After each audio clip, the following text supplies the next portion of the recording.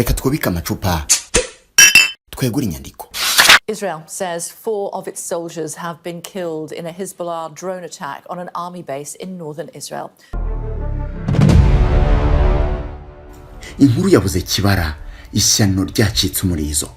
Amarira ni menshi aratemba ubutitsa ku matama y'ababyeyi bo muri Isiraheli nyuma y'urupfu rubabaje rw'abana ba Isiraheli bahagabwe igitero imbere muri Isiraheli. Abasore beza bane b'abasirikare aribo Sergeant Omri Tamar, Sergeant Yosef Hieb, Sergeant Yoav Agman ndetse na Sergeant Aaron Amitai niyo baguye mu gitero gikomeye Hezbollah yagabye imbere muri Isiraheli ikoresheje drone ebyiri, imwe ikoherezwa mu kigo cya gisirikare cya Haifa maze bamaze kugarukaho wongeyeho babiri b'abasivile bakakigwamo, abandi basirikare benshi bagakomereka harimo 60 bakomeretse bihambaye. Lafi Sheva n'umuforomo ku kigo nderabuzima cya Haifa hafi y'aho igitero cyabereye yari ahari yabyiboneye n'amaso ye kandi ari mu baganga babanje kwita ku nkomere. Umva uko avuga. Byari ibintu biteye ubwoba, drone yateje akaga gakomeye, habayeho guturika byo ku rwego rwo hejuru, abantu benshi barakomereka bihambaye, abandi barapfa. Twifashishije ibikoresho by'ubutabazi by'ibanze tubasha guhagarika amaraso yavaga ari menshi ku nkomere. Indembe zahise zihutanwa n'inkera gutabara zijyanwa ku bitaro.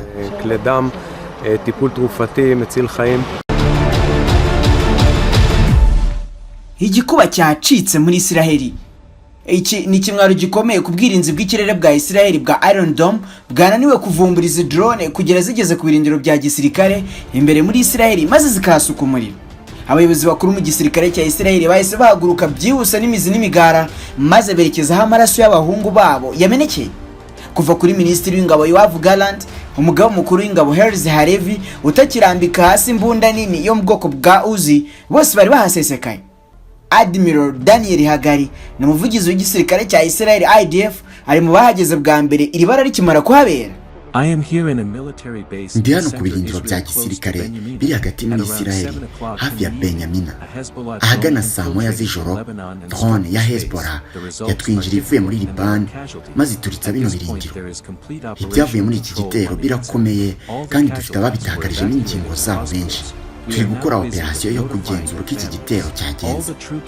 Ubu abakomeretse muri iki gitero bose bajyanywe kwa muganga. Ubu turajwe ishinga no kubimenyesha imiryango yabo. Abasirikare bose bari muri ibi birindiro basabwe guhamagara imiryango yabo bakayimenyesha ko bameze neza.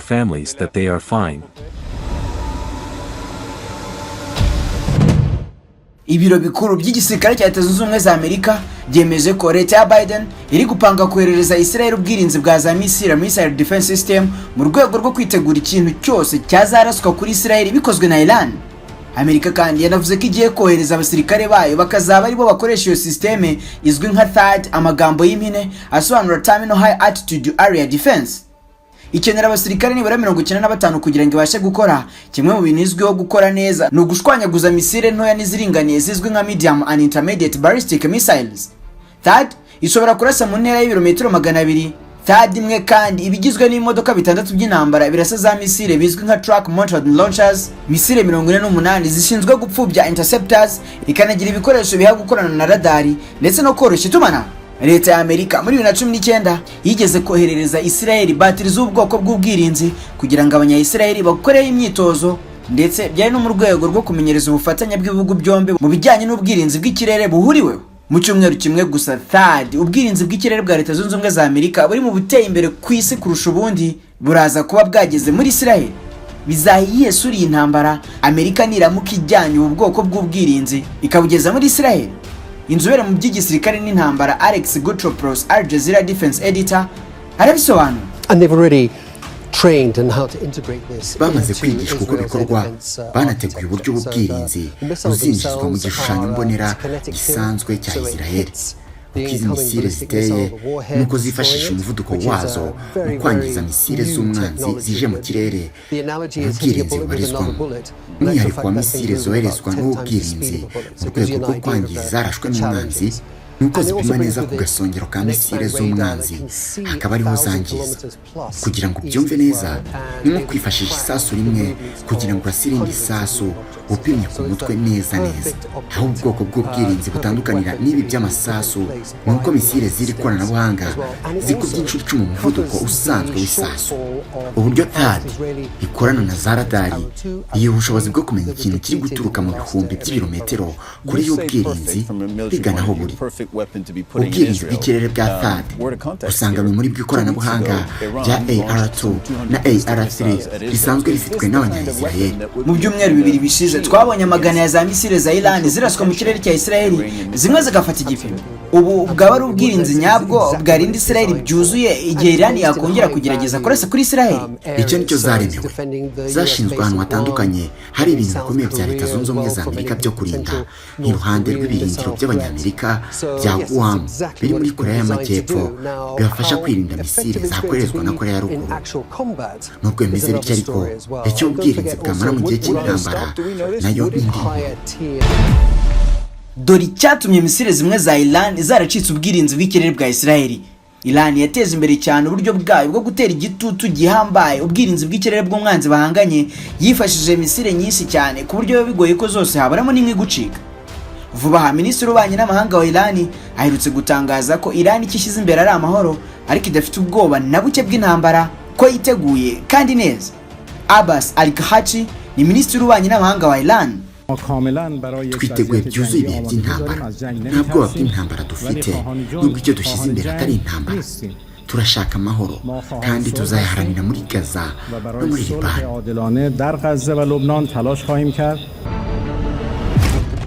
Aha ni ku munsi w'ejo ubwo Abbas Al-Khachi yari Baghdad muri Iraq, aho yaregeye guhura na mugenzi wa Iraq nawe ushinzwe ububanyi n'amahanga Fuad Hussein. Mu rwego rwo guharaga igisirikare cyayo, Iran yoherereje Abarusiya ibyogajuru bibiri byakorewe muri Iran kugira ngo Abarusiya babibashyirire mu isanzure muri orbit yabo bifashishije icyitwa Russian Space Vehicle. Kimwe mu binyamakuru bijya bitanga amakuru yizewe cyitwa Tasnim cyatangaje ko ibi byabaye kuri wa 12 Ukwakira, bikaba byari ubufatanye bukomeye bwa mbere bubayeho mu bihe bya vuba hagati y'ibihugu byashyiriweho ibihano na Leta Zunze Ubumwe za Amerika. Kuva ku gukora Kausar, icyogajuru kiri mu bya mbere mu gufata amashusho y'uruhehemure igihe gikusanya amakuru high resolution imaging satellite, Iran kandi ikanakora Hudhud, icyogajuru gito gishinzwe itumanaho, byashimangiye ubuhangange bw'iki gihugu mu guteza imbere igisata cy'ibyogajuru mu nzego zayo z'umutekano. Ku munsi w'ejo Hezbollah yitangarije ko yarashe ibisasu byo mu bwoko bwa rocket 115 ahitwa Kiryat Shimona mu majyaruguru ya Israel. Irindi tsinda rya Hezbollah ryarashe ku birindiro by'igisirikare cya Israel kirwanira ku butaka biri hafi y'akagi ka Zuri mu burengerazuba bwa Karimiel ikoresheje icyitwa Raj Missile Salvo. Israel muri Gaza yongera sa ku bitaro ikoresheje indege, bamwe basiga ubuzima abandi benshi barakomereka. Israel kandi yongera umubare w'ingabo zigomba kwerezwa mu ntambara yo ku butaka mu majyepfo ya Liban. Igihugu cy'Uburusiya giherutse kugirana amasezerano adasanzwe n'igihugu cya Iran y'ubufatanye mu bya gisirikare nyuma y'uko perezida wa Iran agira uruzinduko mu Burusiya. Ejo bundi Minisitiri w'Intebe wa Israel yumvikanye asaba umunyamabanga mukuru w'umuryango w'abibumbye Antonio Guterres gukura ingabo z'uwo muryango uvuba muri Liban kuko ngo zegeranye cyane n'ibirindiro by'umutwe wa Hezbollah. Uyu munsi ku mbuga nkoranyambaga hiri bacicikana amashusho agaragaza ingabo z'uyu muryango zizingutwangushye ngo zimuke. Muri iki kiganiro turaza kugaruka ku makuru agezweho mu burasirazuba bwo hagati mu ntambara igihugu cya Israel gihanganyemo n'imitwe ya Kisilamu iterwa inkunga na Iran. Njundi nitwa Eric Rukundo. Ngi nitwa Oscar Dushime. Tubahaye ikaze. Kubera yuko kurwara ari ibintu bisanzwe, ubwo no gukira ubundi byakabaye ari bisanzwe, ariko hari igihe bigorana cyane kubera yuko iyo utaramenya ikigo cyitwa African Healing Helbo bishobora kukugora cyane kuba wakira indwara yavurwa igakira mu kanya gato. Ubwo rero noneho basa n'abafite promotion kandi idasanzwe ku bantu barwaye indwara za diabete, hypertension, hepatite, impyiko ndetse na prostate. Abo bantu byako kanya babakoraho rikaka. Abantu bagira uburibwe mu nda bushingiye ku moko y'inzoka kugera no kuri amibe. Bene izo ndwara zose abahanga bazo nza ahantu bari ni muri African Healing Helbo. Bafite abaganga bakomoka muri Tanzania bazi kuvurisha neza ibimera n'imiti gakondo. Abangaba bakorera muri East Africa yose harimo n'u Rwanda. Bafite ubunararibonye mu kuvura bakoresheje imiti gakondo ikomoka ku bimera. Bashobora kuvura kandi abagore bakunda kugira ibibazo by'imyanya yabo y'ibanga, no kuvuga infection, imihango idakama n'ibindi, bakavura n'abagabo bagira ubushake bukeya mu gutera akabariro, bakagira umwihariko mu kuvura abakeka yuko bahumanijwe, ni ukuvuga kurogwa.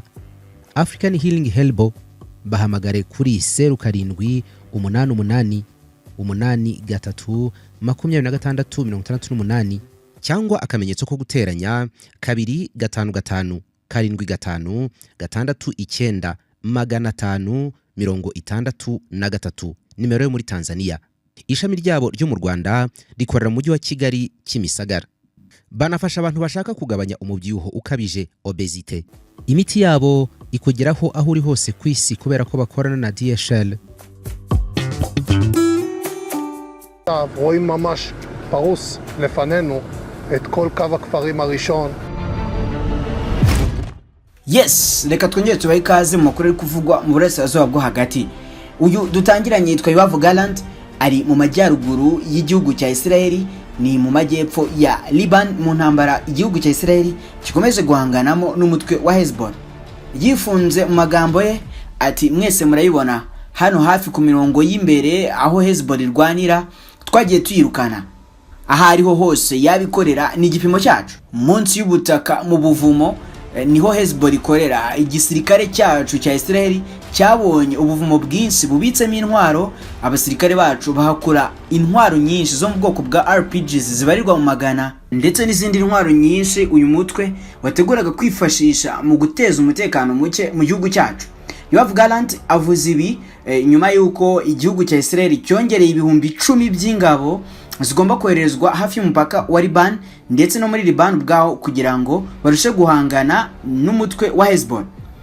Muri intambara iri kubera ku butaka hagaragayemo guhunga kudasanzwe ku ruhande rw'abarwanyi ba Hezbollah, nubwo bagiye bohereza ibisasu byinshi bigiye bitandukanye ku birindiro imbere muri Israel. Ibi byose byaturutse ku kuba Hezbollah ndetse na Iran harigeze kubaho agahe gasa nkaho hari urwikekwe ku mpande zombi.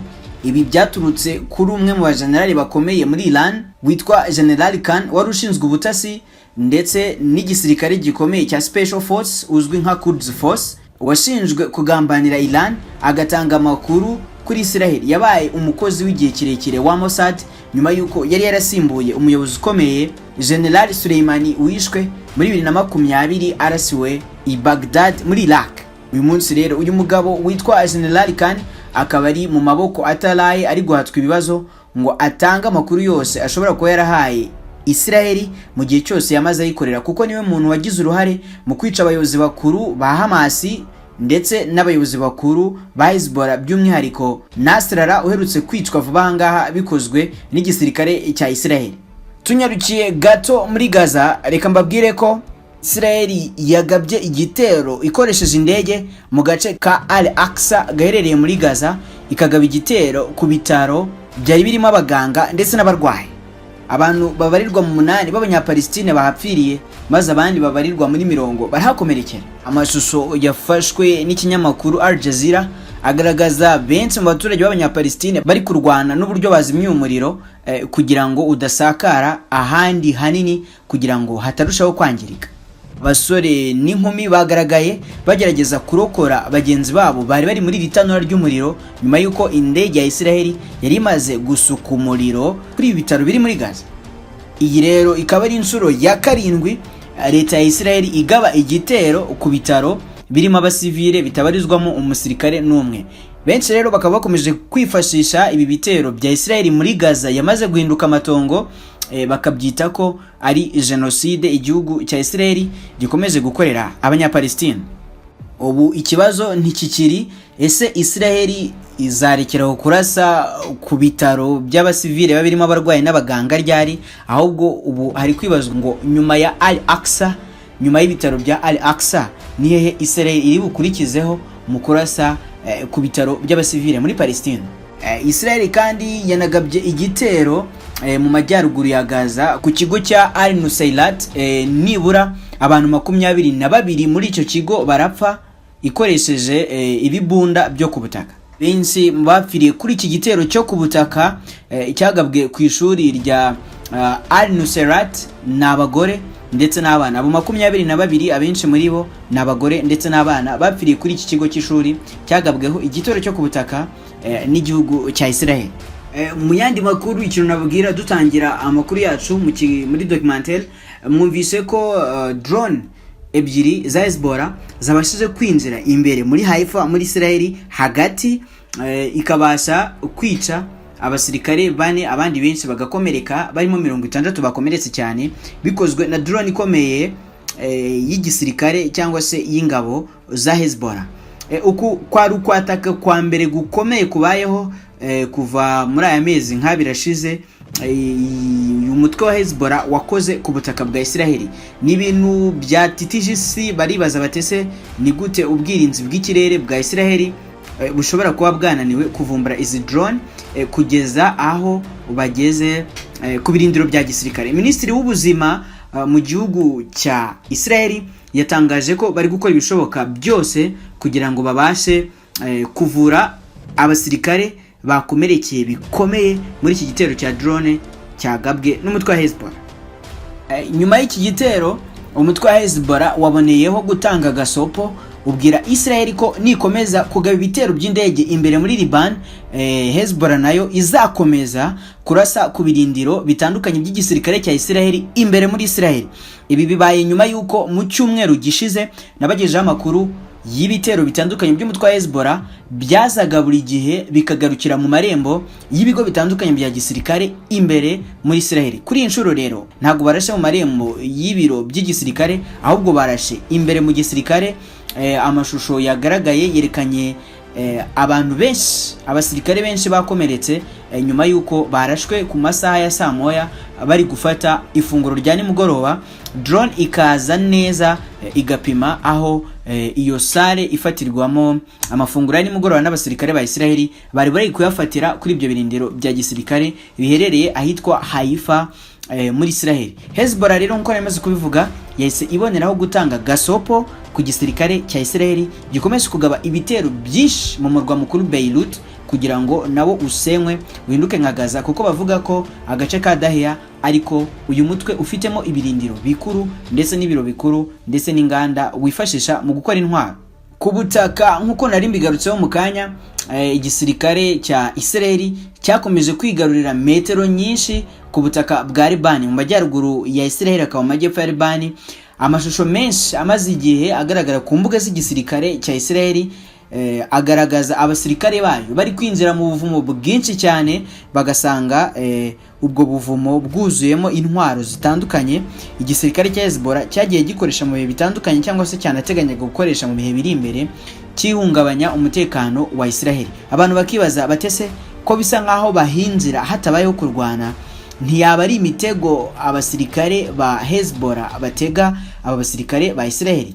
Ese iramutse ari imitego binajyanye n'umubare munini w'abasirikare ba Israeli bakomeje koherezwa muri kara gace, ntibyaba ari ukwibeshya?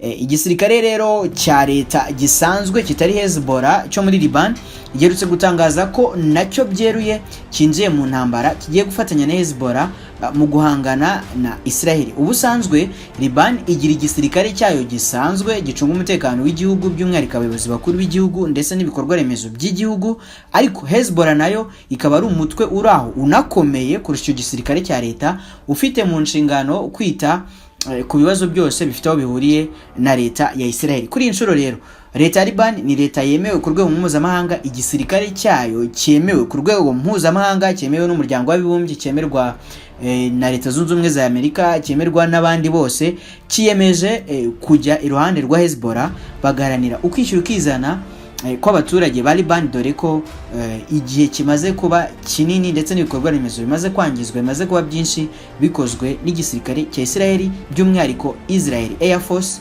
kuko imaze igihe kinini igaba ibitero by'indege mu murwa mukuru Beirut. Rimwe yagiye inabigaba mu marembo y'ibiro bikuru nk'ibiro bya vice perezida ndetse n'ibiro by'inteko ishinga amategeko. Muri documentaire twabagejejeho birambuye ubwirinzi bwa THAAD bwoherejwe na leta zunze ubumwe za Amerika ngo bujye gutanga umusada kuri Israel.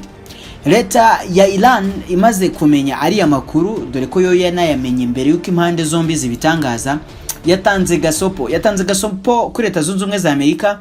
Iran ibwira Amerika iti kohereza abasirikare banyu muri Israel ngo baze gutera inkunga leta ya Israel ni ukubohereza mu kuzimu. Ibi byatangajwe nyuma yuko iki gihugu cya Iran igishyize hanze video nziza igaragaza uburyo ki THAAD yifashishijwe na leta zunze ubumwe za Amerika ubushize mu gutabara Israel nayo ubwayo yarashweho. Hari misile imwe muzoherejwe na Iran yabashije gukomeza igera aho buriya bwirinzi bukomeye twahoze tugarukaho ubwari buherereye, ibintu bigaragaza ko Iran nubwo bwose bakongera ubwirinzi muri Israel nayo ubwayo ifite misile z'ikoranabuhanga ryo hejuru cyane ko nigeze kubigarukaho inafite uburyo izohereza ari nyinshi ku buryo bi confusinga ubwirinzi bw'ikirere bw'umwanzi runaka ntabashe kuzirasa zombi ngabashe kuzipfubya ahubwo hakagira nke zibacika.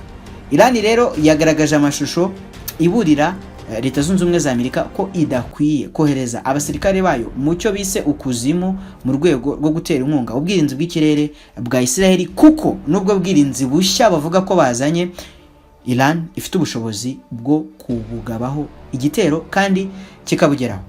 Ibyo rero biravugwa n'impande zombi mu gihe iminsi 7 yonyine ari isigaye kugira ngo iyo systeme y'ubwirinzi ya THAAD y'igisirikare cya leta zunze ubumwe za Amerika zigiye gutanga umusada muri Israel. Abasirikare 95 bayiherekeje harabura iminsi 7 gusa kugira ngo basesekare muri Israel ndetse n'ubwirinzi bushya bwayo bwinshi buzifashishwa n'iki gihugu mu guhangana n'ibitero Iran ishobora kugaba ku kirere cya Israel.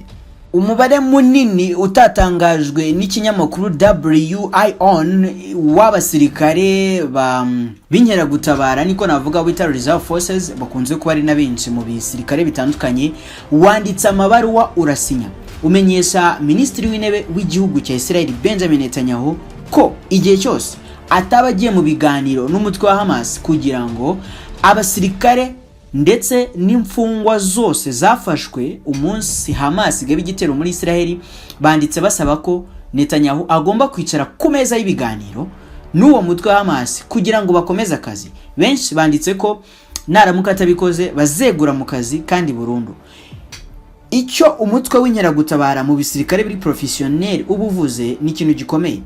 Ibisirikare byose bigezweho by'iterambere abasirikare b'inkeragutabara ubusanga ari wo mubare munini w'abasirikare cyangwa se w'ingabo cyangwa se abashinzwe umutekano kurusha abari mu kazi. Benshi rero muri Israel banditse amabaruwa afunguye barasinya abasaba Minisitiri w'Intebe ko yajya mu biganiro byo gushaka uburyo imfungwa z'abanya-Israel barimo abasivile n'abasirikare bafashwe igihe Hamas yagabaga igitero kuri Israel bwa mbere, bamusaba ko rero yajya mu biganiro na Hamas kugira ngo izo mfungwa zirekurwe, bitabaye ibyo bakegura ku mirimo yabo. Ibyo rero Netanyahu nta kintu na gito byamubwiye kuko yahise yihutira kubwira abayobozi bakuru mu gisirikare ko bagomba gukora uko bashoboye kugira ngo umuntu wese waba waranditse iyo baruwa ahanwe habayeho kwihanukira bijyanye n'amategeko y'iki gihugu. Avuga ko bidakwiye ko leta ya Israel ijya mu biganiro n'icyo bo bita imitwe y'iterabwoba. Meza avuga ko aya mabaruwa asinyeho n'aba basirikare bari mu kiruhuko cyangwa se Military Reserve Forces ko ari amabaruwa ateje kimwaro kandi adakwiye kwihanganirwa na leta ya Israel.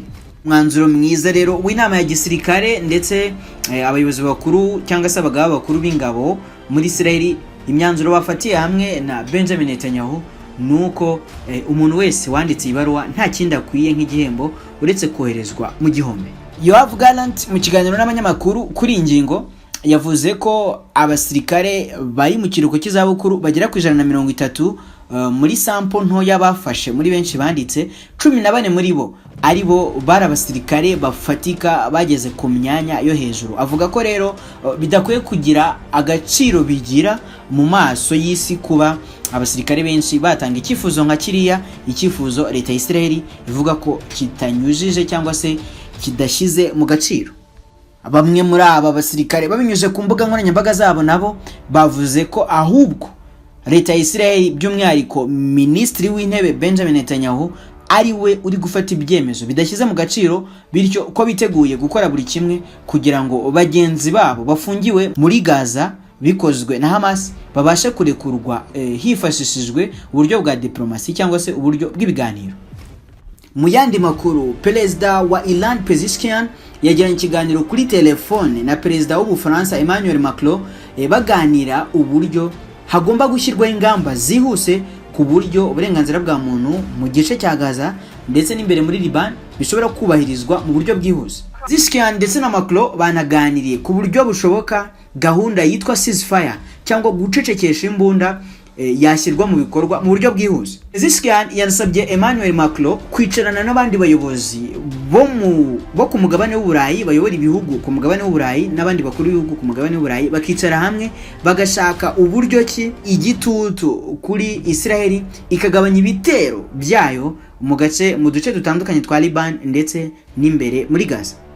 Icyo ntagenda ntababwiye nuko nibura abantu 51 ku munsi wo kwa gatandatu aribo bapfiriye mu gitero cy'indege Israel yagabye imbere muri Liban.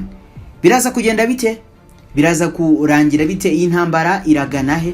Isi ubu iragana he? Israel izarekeraho ibi irimo? Ese ko Leta Zunze Ubumwe za Amerika zikomeje kuyitera inkunga zikayereka ko ziri kumwe nayo aho iyi ntambara yabiri burangire vuba?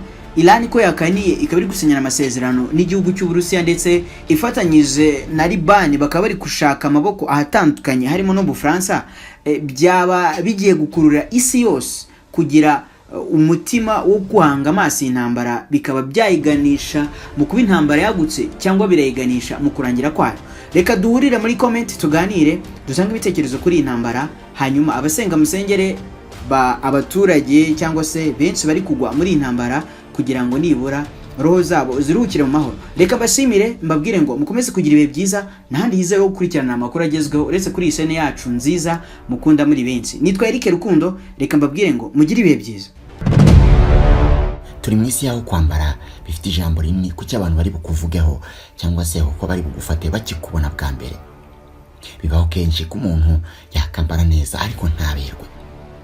Kwambara neza icyarimwe ukanaberwa bishobokera gusa umuntu wambitswe n'ambagariye fashion. Ubu inkuru yabaye kimomo. Tudoda imyenda y'ubwoko bwose, yaba y'abagabo, y'abagore, y'abana n'izindi ngeri zose. Umwihariko wacu turaba mbere mu kudoda costume nziza cyane, umwenda wambara ukubonye wese agakoma yombi. Si ibyo gusa kuko namwe abakeneye impuzankano uniform, ibyo ni ibintu tuzobereyemo cyane. Tudodera ibigo by'abanyeshuri, abashinzwe umutekano, amaresitora, amahoteli n'abandi mwese mukeneye impuzankano, byose tukabikora mu mabara na size mwahisemo. Ibiciro byo ntibibakange ni nk'ubuntu. Akarusho kandi twigisha kudoda. Dufite abarimu b'inzobere uburyo umunyeshuri wigiye muri mbagariye fashion mu gihe gito gusa aba ari intyoza ku isoko ry'umurimo. Dufite kandi dry cleaner ifura imyenda y'ubwoko bwose ntidukangwa n'ibizinga. Uyize uyaza rero dusanga aho dukorera Kicukiro Zimya cyangwa duhamagare kuri izo nimero ziri kuri screen yawe. Mbagariye fashion, we make the difference.